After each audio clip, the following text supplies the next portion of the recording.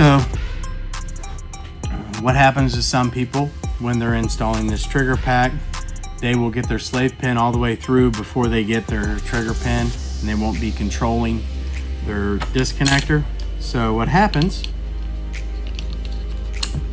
when that happens, I have to try to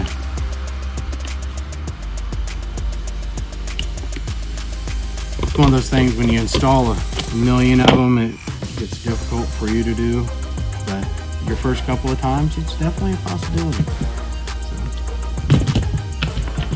get that all the way through, get that slave pin out, kind of emulate, and this is what happens. So your disconnectors will rock up, and a lot of times you can still kind of push them back down into position and get that slave pin through, but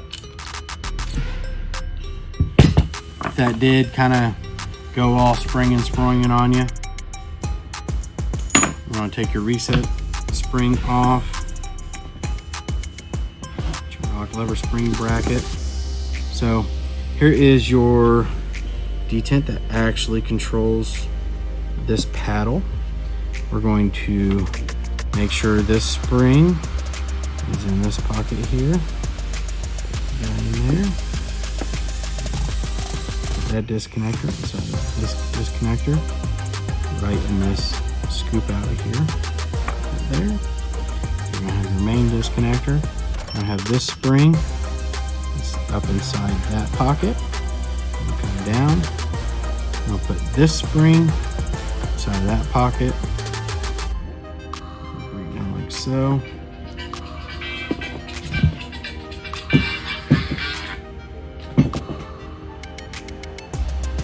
You're also going to want to make sure that your detent, the flat on your detent cap, is facing away from you when you're holding it like this.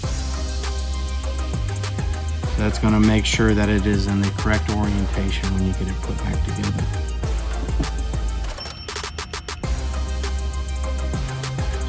This guy, take it down like that. Get that up. So you're going to make sure that that spring that's down in there is going to go right on that post. That's right there. Get that guy there. Push her down. Get your slave pin back out. Pop that through. And now your trigger's back together like that. We'll get your trigger lock lever spring bracket. Now it is very important that your trigger lock lever spring bracket sits on this side of your anti-hammer follow disconnect. If you get it back here, your trigger's not going to work. It's going to get locked up. It needs to sit on top of it so that your anti-ham can move freely. So you got that on, then you're just going to put your trigger reset spring just on, just like any other mil-spec trigger. So it's like that, and your packet's back together and ready to start from square one on installing your Echo Sport. So once again, it's more about just controlling this top disconnector while you're pushing that in, keeping everything pushed in place as you're installing your trigger pins.